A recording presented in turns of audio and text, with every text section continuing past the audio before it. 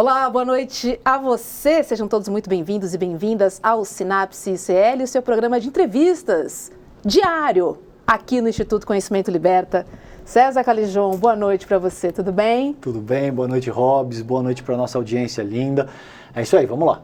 Já vou dar um recado, porque às 8 horas em ponto tem a aula magna com a filósofa Marilena Chauí, então nosso programa vai terminar um pouquinho mais cedo. Por conta disso, vamos já chamar o nosso convidado de hoje? Bora, direto para a entrevista. De olho na tela! Oi, Roncalha! Prazer falar com você aqui no Sinapse. Seja bem-vindo, comentarista do ICL, professor de economia, né, da Unifesp e também colunista da Folha de São Paulo. Olha só, hein? Boa noite, Rô. Boa noite, César. Prazer estar aqui, uma honra, né, estrear aqui nesse espaço tão, vamos dizer, nobre aqui do ICL de entrevistas. Estou muito ansioso pela nossa conversa. Oba. Obrigado, André. O prazer é todo nosso, querido. É sempre uma honra interagir contigo. A gente sempre aprende muito. André, vamos direto para a primeira pergunta, que eu estava debatendo com a Robs aqui antes da gente entrar no programa, que a gente gostaria de te fazer.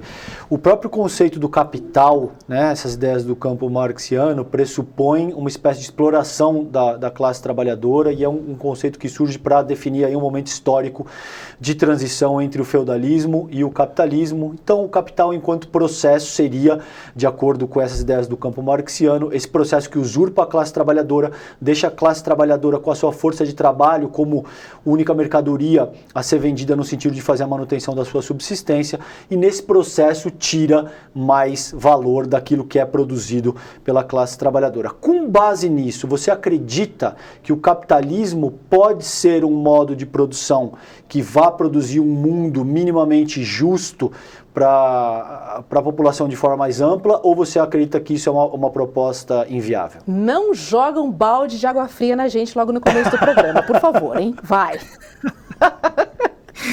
Então, eu vou começar de uma maneira mais equilibrada. Não. Não tem como. Mas eu vou qualificar para não perder a esperança de todo jeito, mas é o seguinte, é um sistema que ele não foi feito para ser justo, é um sistema que foi feito para ser viril, para ser potente, para acumular, para superar barreiras. Então ele é um modo de produção que justamente tenta direcionar o poder da invenção, né, da inovação, da tecnologia, de uma maneira sempre retroalimentar, ou seja, gerar mais inovação, mais acumulação de lucro. E para fazer isso, ele tem que concentrar os lucros na mão de poucas pessoas, porque o comando sobre esses recursos é muito importante. Então, aquela história de você ter muitos generais numa guerra não funciona. Então, em geral, você tem o topo muito concentrado e você vai abrindo a base da pirâmide conforme você vai, né, reduzindo ali os rankings, né, as patentes dentro de um exército. A ideia do capital é exatamente essa, é gerar uma hierarquia e que essa hierarquia ela diferencie quem está tomando a decisão, quem está correndo risco, e a utilização da força de trabalho das pessoas que estão na base é o elemento central, né, que garante o movimento da roda, porque as pessoas que trabalham não são as pessoas que se beneficiam diretamente do fruto do seu trabalho. Então é muito difícil um sistema que funciona assim, que tem a tendência a concentrar poder, que tem a tendência a concentrar, né, a riqueza na mão de poucas pessoas, que ele esteja olhando para a justiça. Ele está olhando muito mais por uma lógica, né, da conquista, por uma lógica de superar limites, né, exatamente o conceito de meritocracia, do que alguma noção de justiça. Então, por isso, eu acho que é muito difícil que ele tenha esse propósito, que ele sobreviva. Ele vai acabar, como ocorreu no século XX, sofrendo transformações profundas nas relações entre as pessoas, a amenizar isso. Só que aí, Calejão, é só ver, né? A gente já mexeu tantas vezes no capitalismo ao longo do século XX e a gente está batendo recordes nos países ricos de pessoas com doenças mentais, com uma série de dificuldades psicológicas e já tendo a materialidade atendida. Então, realmente é um sistema que tem muita dificuldade de persistir, né, nesse contexto de mais humanismo. Aproveitando que você falou em meritocracia, né? Tem uma frase do Emicida que eu adoro, né? Que diz o seguinte: não há nada mais injusto do que tratar com igualdade os desiguais. Baseado nessa frase, André, você não acredita em meritocracia, acredita? Não, a meritocracia é uma fada, né? A meritocracia é um sistema criação semiótica que permite que as pessoas racionalizem o seu fracasso como sendo resultado do seu, né, do seu desígnio, das suas escolhas. E a meritocracia, por isso, oculta todo o conjunto de relações e instituições que geram essa concentração de riqueza, que geram a concentração de oportunidades. Então, a real meritocracia é aquela que parte de igualdade de condições e que pode produzir desigualdade de resultados. Não há nenhum problema em haver desigualdade de resultados se as pessoas estiverem conseguindo aquilo que elas precisam para viver bem, viver com dignidade. Né? O que a gente está falando é um sistema que não produz o básico para as pessoas, então você tem muita pobreza, e não apenas pobreza material, mas pobreza cultural, pobreza social, pobreza de capital social. As pessoas não têm relações, né, que são nutritivas do ponto de vista da existência delas. Mas gera também a concentração de riqueza no topo. E riqueza é poder, ou seja, você está concentrando as oportunidades enquanto você gera ali uma situação de muita pobreza na base. E aí quando as pessoas falam assim, não, mas o capitalismo tirou 800 milhões de pessoas da pobreza, você vai ver ali, grande parte disso é a China nos últimos 40 anos. Né? Então a gente está falando de um processo concentrado de redução do número de pobres num país que, na minha visão, está muito longe de ser considerado, né, um grande expoente do capitalismo. Ele é uma coisa própria ali que mistura um sistema político estranho ao Ocidente com, vamos dizer, esferas de produção capitalista muito marcadas em alguns setores. Mas eu acho muito difícil, né, a gente, vamos dizer assim, esperar que haja um processo de nivelamento nesse sentido, usando o conceito de meritocracia. André, ao longo dos últimos meses aí, nesses 8 primeiros meses de governo Lula, houve uma série de mudanças, né, na seara macroeconômica, principalmente no que diz respeito à reforma tributária, ao arcabouço fiscal. Agora a gente tem essa questão aí da taxação das offshores. Você estava tentando me explicar de uma forma bastante didática como é que isso vai se produzir. Como é que você enxerga essas mudanças propostas pelo governo Lula e qual é a importância da gente ter um sistema de taxação realmente progressivo? Eu vou começar, como o programa que ele tem perspectivas mais amplas do que o mundinho fechado dos economistas, eu vou começando oferecendo para quem está nos assistindo a imagem do filme Mad Max, né, o último, do George Miller, que foi produzido. Os primeiros 5 minutos do filme, eles mostram muito uma economia que eu vejo muito similar, ainda que metafórica, ao que a gente vive no Brasil. Então, uma elite encastelada no topo ali de uma montanha, com riquezas, recursos naturais, água, comida, e toda uma população vivendo no deserto, sempre à espera de algum farelo que caia lá de cima na forma de um benefício momentâneo. E tem uma parte do filme, né, nesse momento, Rui e César, que o líder supremo ali, ele diz assim, não dependam de água, a água gera um vício em vocês que torna-os fracos, então não desejem água. E para mim ali é uma representação muito clara do capitalismo, que é a ideia de não desejem dinheiro, porque você não é ninguém sem dinheiro no capitalismo. Claro. A cidadania no capitalismo se chama moeda, se chama dinheiro. Então é isso que te dá o direito de ser cidadão dentro do capitalismo. Então, essencialmente, o que os ricos no Brasil fazem? Eles dizem assim, olha, lute, lute, lute, lute, se não der certo é culpa sua, não culpe o sistema. Enquanto eles se beneficiam tremendamente de um sistema que só faz o rio correr para cima. Né? O capitalismo é um dos poucos sistemas hidrográficos em que o rio ele vai na contramão da gravidade. Né? Ele sobe, ele não desce. E aí a gente está vendo uma situação agora, pegando essa ilustração, em que o governo Lula, né, de maneira, eu acho que bastante explícita, está tentando gerar ali uma drenagem de recursos lá do topo para baixo. Fazer o rio correr na direção, né, da sua foz, ou seja, correr de acordo com a gravidade. E a gente está vendo a luta que é isso. Então vamos pegar aqui essas duas medidas, que são medidas pontuais, não são medidas que vão resolver qualquer problema fiscal do governo, porque elas arrecadam relativamente pouco, mas elas têm esse condão de gerar mais justiça tributária, que é muito importante. Então a primeira delas é taxar os fundos exclusivos.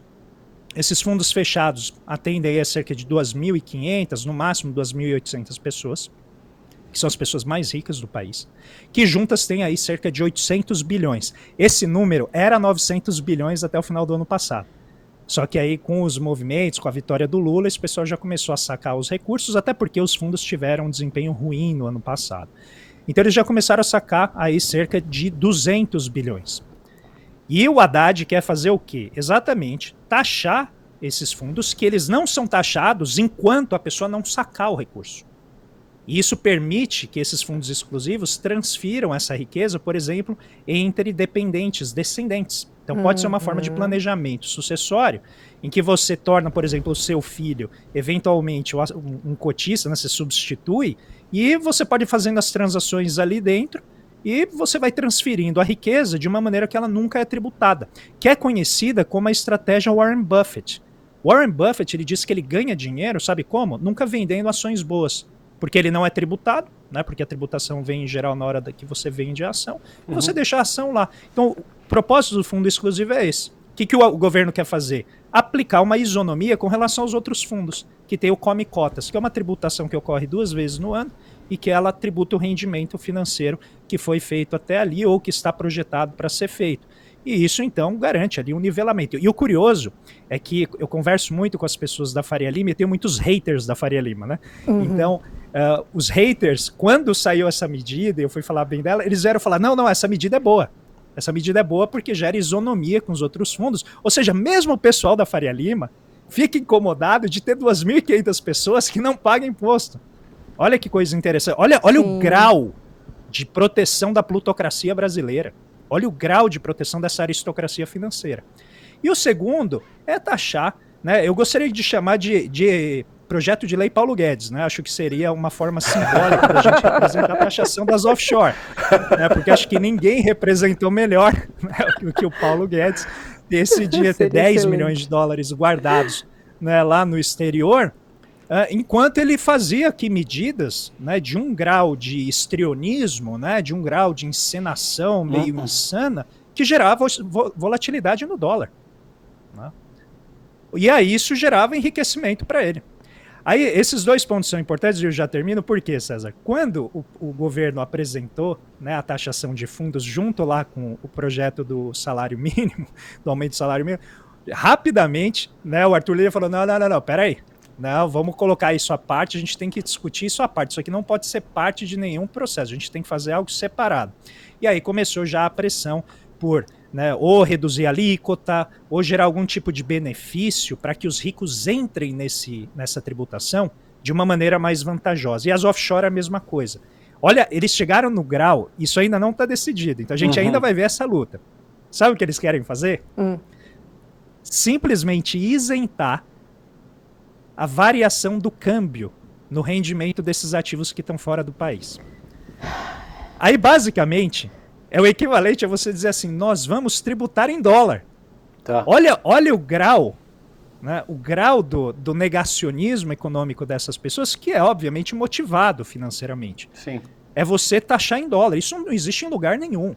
Se você tem um fundo cambial aqui no Brasil, que é um fundo de aplicação que ele vai gerando rendimento de acordo com a variação do câmbio, você paga tributo em cima da variação cambial, porque é a forma dele gerar rendimento. E eles estão querendo criar uma maneira de proteger essa turma endinheirada que tirou o dinheiro do país, eliminando, né, a tributação em cima da variação cambial. Então vai ter muita pedalada aqui nesse caminho, vai ter muita tentativa de aliviar, né, a tributação em cima desses super ricos, e eu acho que isso é o símbolo do quão importantes são essas medidas. Muito bom, André. Falando em medidas e falando em governo, eu queria trazer uma frase do presidente Lula no início, né, do mandato. Ele diz o seguinte, olha, é preciso distinguir gasto público com investimento em programas sociais, como Bolsa Família.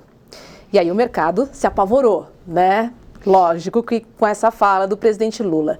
E aí eu te pergunto, André, é possível ter responsabilidade fiscal com responsabilidade social na prática? E se você tiver um exemplo de algum país, de alguma economia, acho que vai ser muito legal para a gente conhecer. Boa, Robson. Então vamos dizer assim, o pessoal da Faria Lima, eles gostam de dizer que não tem responsabilidade social sem responsabilidade fiscal. Eu inverto a lógica. Para mim não pode haver responsabilidade fiscal sem responsabilidade social. Porque o propósito do Estado é justamente, no contexto que nós vivemos de uma democracia, principalmente pós-Constituição Federal de 1988, que é uma Constituição cidadã, o Estado tem o dever de cuidar das pessoas. Então, se você vai fazer o equilíbrio de contas à custa das pessoas, à custa de cuidar delas, isso não é responsabilidade fiscal. E aqui eu acho que é onde a gente tem que se diferenciar do que eu chamo dessa visão de planilha, né? A cabeça de planilha. Então eu posso equilibrar o orçamento público e todo mundo está morto. Eu posso equilibrar o orçamento público com os ricos pagando mais e os pobres tendo acesso a serviços universais, os pobres tendo acesso a transporte de qualidade, a saúde de qualidade. A questão toda é quem vai pagar a sua fatia. Por isso que eu acho muito ruim, né, a gente considerar a responsabilidade fiscal no vácuo, como se ela fosse exclusivamente um equilíbrio de números. Ela não é um equilíbrio de contas, ela é um equilíbrio social. E aí vem um ponto fundamental para a gente, né, pegar esse gancho do presidente Lula de gasto e investimento. O que é um investimento? É um gasto presente que gera um retorno no futuro, em que você resgata o dinheiro que você gastou hoje mais um adicional. A visão Faria Limer de mundo, que é a visão financista, ela enxerga o retorno exclusivamente pela dimensão financeira. Quando você está no governo, adotar essa lógica implica basicamente eliminar uma série de serviços que são, como a gente chama, fundo perdido. Porque eles vão para a sociedade e eles não retornam pelas mesmas pessoas. Então, quando você gasta com Bolsa Família, esse dinheiro ele vai circular pela economia. E no atual estado da nossa tributação, é o pobre que vai devolver o dinheiro para o governo via tributação, porque ele é o mais tributado. Mas se você mudar a estrutura tributária, ao gastar o dinheiro com as pessoas de baixa renda, pode ser que os ricos devolvam esse dinheiro para o Estado na forma de tributação. Então veja que o equilíbrio de contas pode se dar de diferentes maneiras, umas mais justas e outras mais iníquas. Hoje a gente está, infelizmente, no extremo da iniquidade, da desigualdade, da injustiça. E a gente tem que caminhar na direção, né, de maior progressividade. E fazer isso implica a gente abandonar a lógica financista, que infelizmente rege as discussões de política fiscal, e adotar uma lógica cidadã, em que eu gastar dinheiro com Bolsa Família, e isso já tem fundamentação acadêmica, já tem fundamentação em dados. Não estou tirando nada aqui como fantasia, como aspiração. Isso aqui são números, estudos mostrando que quando você faz gasto em Bolsa Família, você tem um efeito multiplicador sobre a economia. Quando você investe em infraestrutura, você tem um efeito multiplicador na economia, na forma de mais empregos, de mais renda, que excede o gasto que o governo fez e gera arrecadação, gera atividade empresarial, que vai gerar arrecadação na forma de lucro das empresas, vai gerar emprego, vai gerar renda, que gera imposto de renda que volta na forma, né, do pagamento dos trabalhadores. Então o problema reside em olhar a economia como um corpo sistêmico, em que nada se perde. O que a gente tem é uma transformação, que novamente não é nada novo, né? A gente já sabe disso desde pelo menos do Lavoisier, né, da ideia de que nada se perde, tudo se transforma. Na economia, você não apenas não perde, como você pode ter até ganho por esses efeitos multiplicadores. Então, responsabilidade fiscal tem que ser responsabilidade social dentro dessa lógica cidadã de retorno a partir do gasto do governo. E só a segunda pergunta, que é: qual país está mais próximo deste modelo que você acabou de contar pra gente? Curiosa aqui. Eu vou dizer que talvez...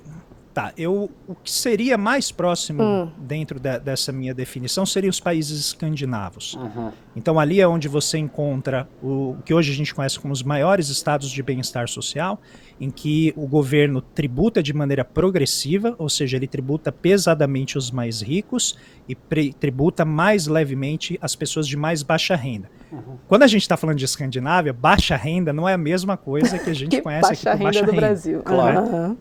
Porque eles são sociedades que a gente chama de classe média, né? Então as pessoas estão todas concentradas ali na classe média, você tem desigualdade, mas existe uma tributação muito forte em cima de capital, e existe também uma realocação desse dinheiro, não apenas na forma de serviços públicos, né? Os amigos suecos que eu tenho, eles reclamam que o metrô, né, os leva em 5 minutos para qualquer canto da cidade, né? Eu acho curioso eles reclamando disso. Problemão, hein? E eles têm universidade pública, né? Eles têm tudo isso. Mas, né, isso reverte, e eu não acho que reverta né, nesse sentido, porque o Estado está tentando mostrar serviço. Não é que a democracia ele funciona. E fazer a democracia funcionar implica isso. E note, Rô, como isso se traduz em mudanças de comportamento.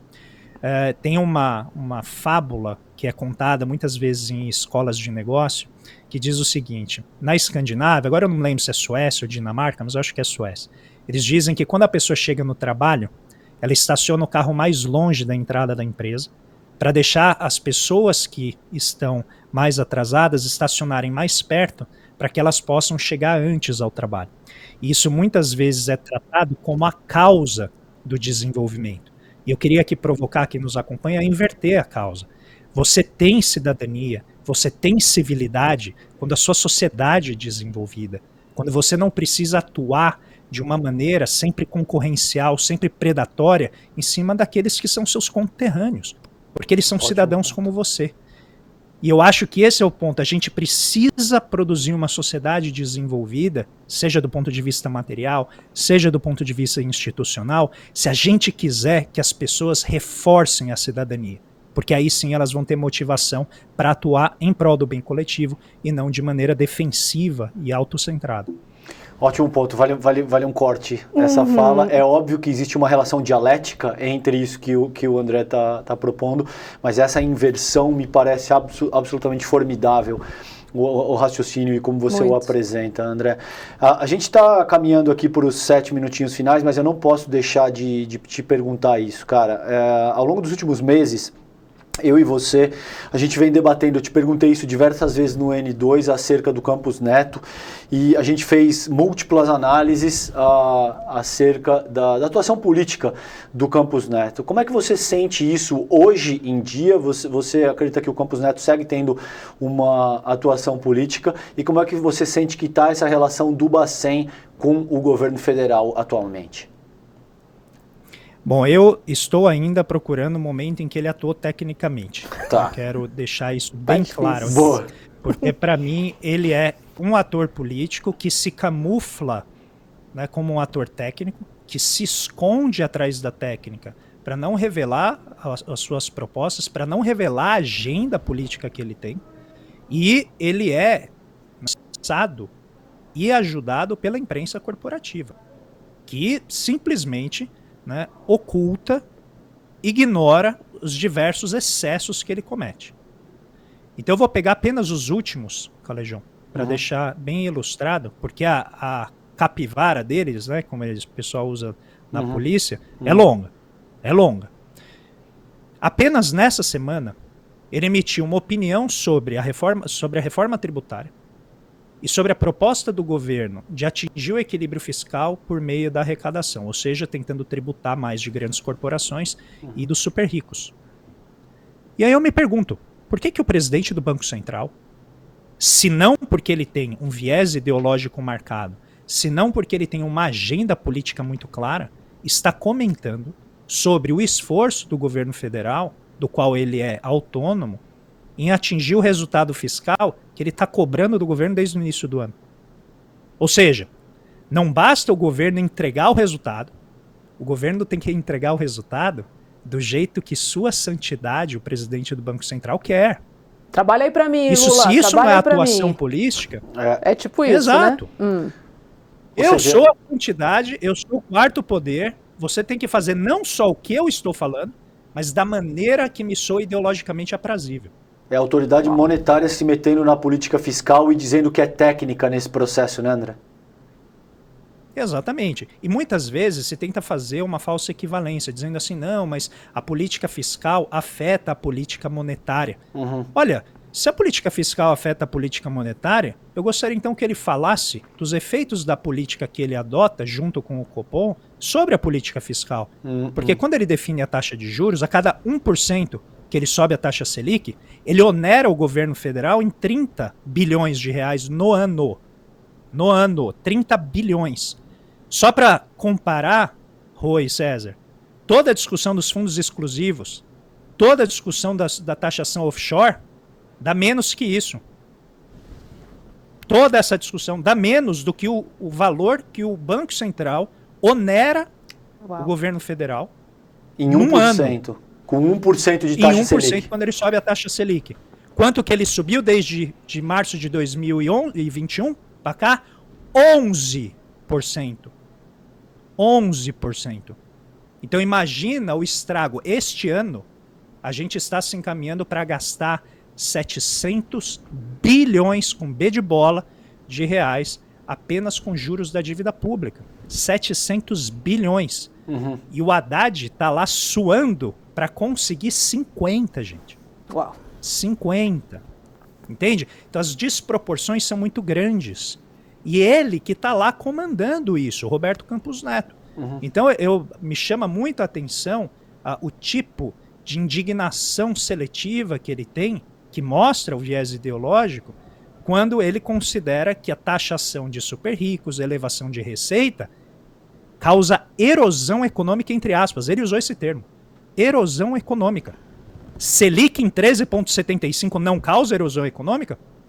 Para ele não sabe o que causa? Selic a 13,75? Um ajuste cíclico da economia que ajuda o Banco Central a atingir a meta de inflação. Em outras palavras, desemprego e desaceleração econômica. No meu vocabulário, isso é erosão econômica também. Mas essa parte ele não conta pra gente. Né? Deixa isso para lá, né? Só para finalizar, André, você é a favor ou contra a autonomia do Banco Central? Do jeito como ela está, eu sou contra. Porque acho eu que posso explicar porque não se está vocês funcionando. Não, porque claramente não está funcionando, mas não existe autonomia legítima, né, André? Porque não é uma autonomia, né? Não existe exatamente. A autonomia que eu defendo, se ela for existir, é uma autonomia que, primeiro, tem um mandato sincronizado com o presidente da República, em que o presidente da República escolhe o seu banqueiro central, para que haja uma harmonização entre as políticas fiscal e monetária. Segundo, que a autonomia seja feita não apenas com relação ao governo, mas que ela seja feita de maneira simétrica com relação ao mercado financeiro. Esta autonomia não tem esta simetria, ela é assimétrica. Então, a gente vê, ontem, se eu não me engano, onde que estava Roberto Campos Neto? Na XP Experience. Quando foi a última vez que ele foi ao sindicato dos eletricitários conversar com eles? Qual foi a última vez que ele foi conversar, né, com o MST? Porque se ele é independente e autônomo, por que ele não conversa com todos os grupos sociais? Mas não, o viés é muito claro. Só um exemplo paralelo, por que a lei das estatais oferece 3 anos, exige 3 anos de quarentena prévia para qualquer pessoa que teve relação com o partido político para assumir o controle de uma estatal, mas um diretor do Banco Central, ele só tem que esperar 6 meses para pegar qualquer emprego que ele quiser no mercado financeiro. Então, note, os desequilíbrios, eles evidenciam que essa autonomia é uma farsa. Ela, na verdade, é uma autonomia anti-esquerda, porque ela não feria um governo de direita, ela é uma autonomia anti-esquerda que serve justamente para você tentar sabotar os planos de avanço social de um governo progressista. Uau, que aula! Ficaria aqui também conversando. A gente disse para vocês, né? É sempre.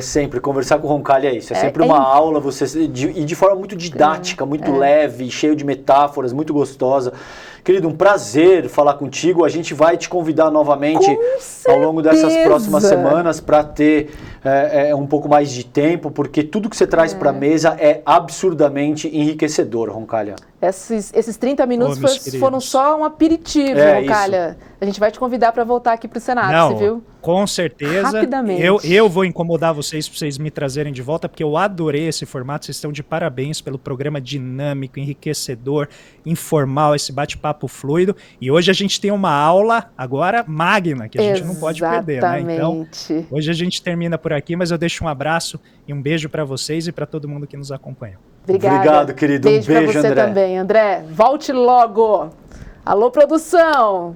Bota o André na fita para a gente poder conversar mais com ele. É isso aí. Só queria lembrar então da programação do ICL, que começa às 7 da manhã com Leandro Demore, das 7 às 8 da manhã, e das 8 às 10h30 tem o ICL Notícias, primeira edição, que já vai aparecer na nossa tela. Olha lá, com Vivian Mesquita, Eduardo Moreira e William De Luca.